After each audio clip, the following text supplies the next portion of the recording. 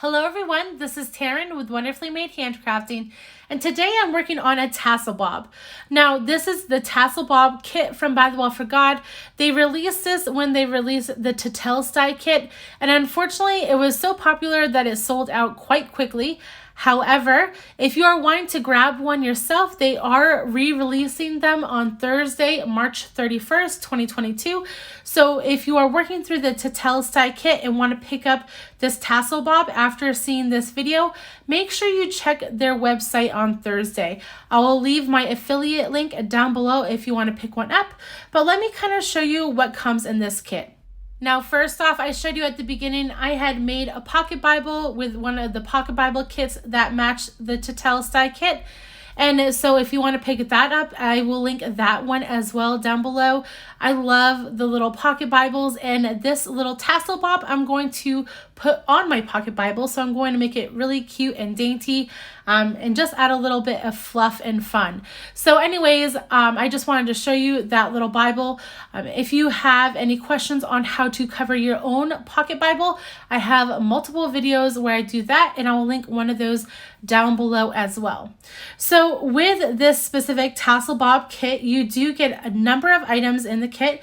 You get an assortment of yarn fibers, then you get different little metal findings and pins, then you have that lobster claw clip, and then everyone gets one of these metal keys as well.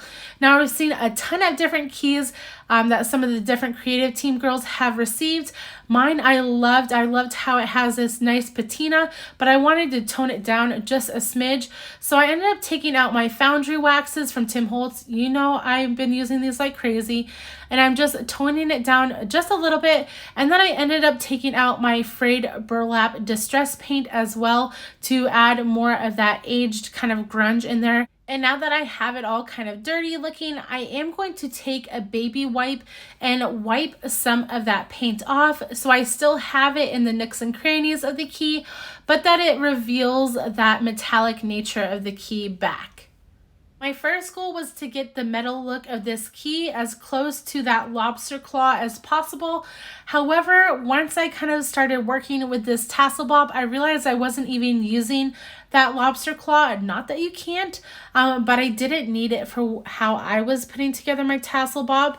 And so I wanted to make sure that it kind of looked really well with the metal that I had on my pocket Bible, which it absolutely does.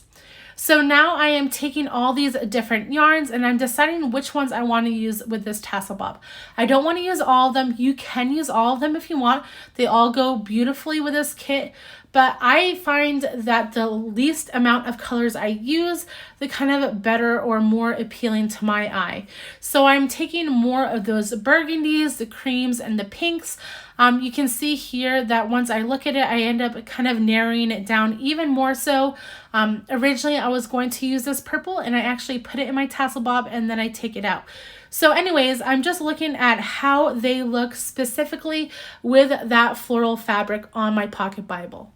Now I'm doing something a little different with my pocket Bible, and I'm going to make this Tassel Bob permanent on my pocket Bible. So what I'm doing is I'm creating a loop and tying a knot, and then I will shove that yarn down into the spine with a little bit of Fabri-Tac Glue to make sure that it holds. And that way I can just thread all my yarn pieces through that loop and create my Tassel Bob. However, if you don't want your Tassel Bob to be permanent, it doesn't have to, and you would still make that loop. However, I would make it longer so that you can use it as a bookmark in your Bible. So as you can see here, I am trying to spread out that Fabri-Tac Glue across the yarn, and then I'm using a paper clip that I bent out, and I'm just kind of pushing it down into the spine, and then I'll hold it a little bit down there so that the Fabri-Tac has time to bind to the spine. So now that I have this loop all ready for my Tassel Bob, I'll start laying all my yarns out.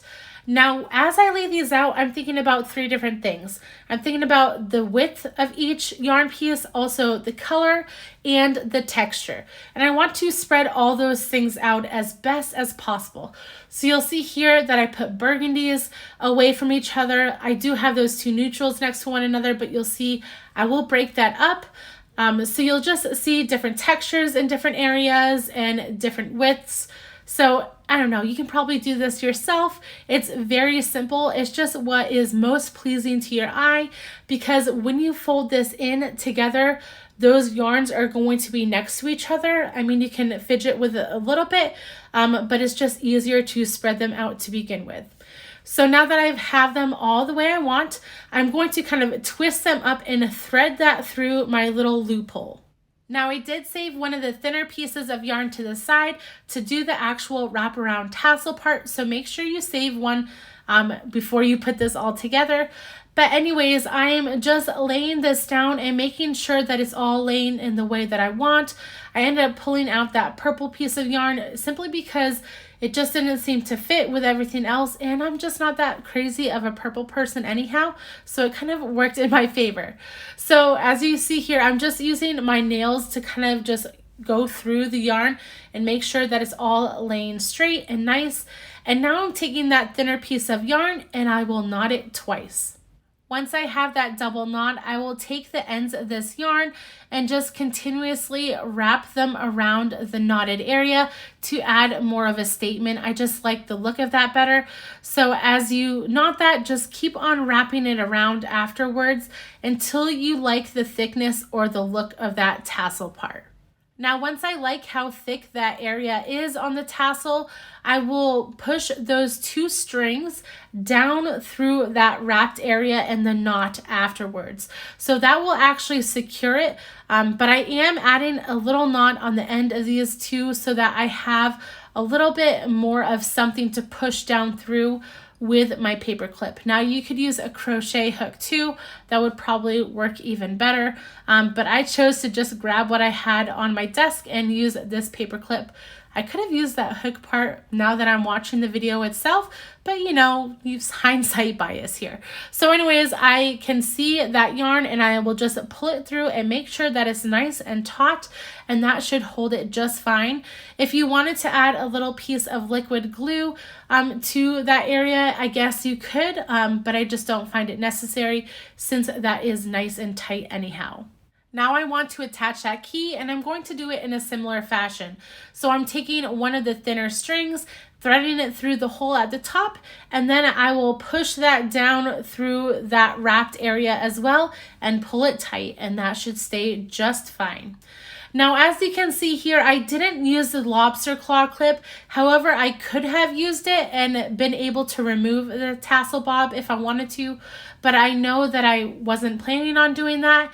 And I can always use that lobster claw clip in another project. So here I am just making sure that everything is even on the bottom of this tassel bob and that everything is laying in the way that I want. And then I will finish this up by tying my little lace tie on the side of this pocket Bible, and that will be it. Now there are so many different ways to create a tassel bob, so don't just get stuck on this one tutorial, because with all the items that are included in the Tassel Bob kit from By the Well for God, the possibilities are just endless. So make sure you follow the creative team members and check out the links down below.